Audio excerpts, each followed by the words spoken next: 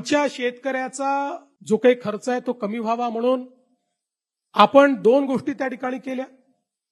सगळ्यात महत्त्वाचं काही केलं असेल तर आमच्या शेतकऱ्यांना 7.5 हॉर्स पॉवर पर्यंत जो काही विजेचा खर्च होता ते वीज बिल माफ करण्याचा निर्णय आपल्या सरकारने घेतला.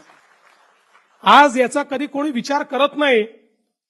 वीज बिल माफ झालं म्हणजे वीज कंपनी जी आहे ती कंपनी स्वतःच्या खिशातनं भरत नाही. दरवर्षी 25,000 कोटी रुपये मी बजेटमधनं काढतो आणि त्या आमच्या वीज वितरण कंपनीला देतो.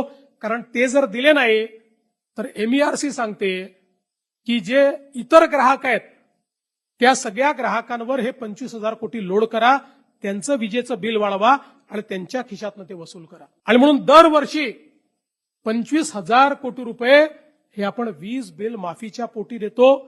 आणि मला हेही सांगताना आनंद वाटतो की याच महाराष्ट्राने जवळपास महाराष्ट्रातल्या शेतकऱ्याला आपल्याला माहिती आहे अर्धे दिवस सकाळी वीज, अर्धे दिवस रात्री वीज. इतक्या मोठ्या प्रमाणात रात्रीची वीज आल्यानंतर शेतकऱ्याला काय अडचणी त्या ठिकाणी सहन कराव्या लागतात आपल्याला माहिती आहे. आपण सौर कृषी वाहिनी आणि सौर पंप अशा 2 योजना आणल्या. मला सांगताना अभिमान वाटतो की जे आम्ही सांगितलं आज राज्यातल्या 76% शेतकऱ्यांना आम्ही दिवसा वीज देतो आणि आमचा प्रयत्न हे वर्ष संपता 100% शेतकऱ्यांना दिवसा वीज आम्ही देऊ. आणि 8 तास आम्ही देतो. 10 तास जायचंय, नंतर 12 तास जायचंय. दिवसा 12 तास आमच्या शेतकऱ्यांना त्या ठिकाणी मोफत वीज देण्याचा निर्णय आम्ही करतो.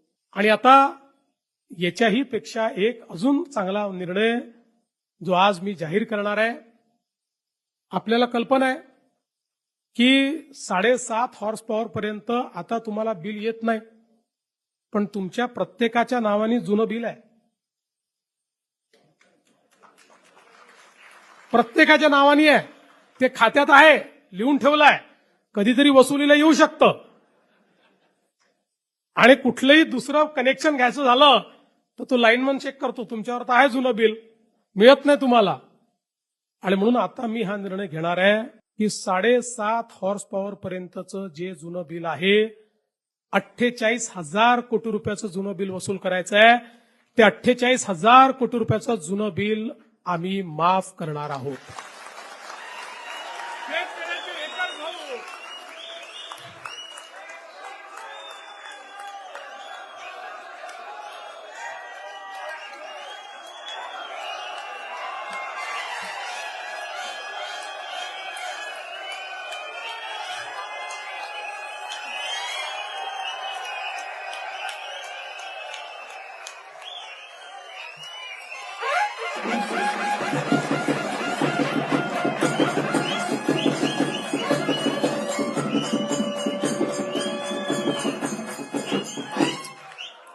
शेतकऱ्याची पाटी ही कोरी झाली पाहिजे आणि त्याला नव्याने त्या पाटीवर इतिहास लिहिता आला पाहिजे, या दृष्टीनं घेतलेला हा निर्णय आहे.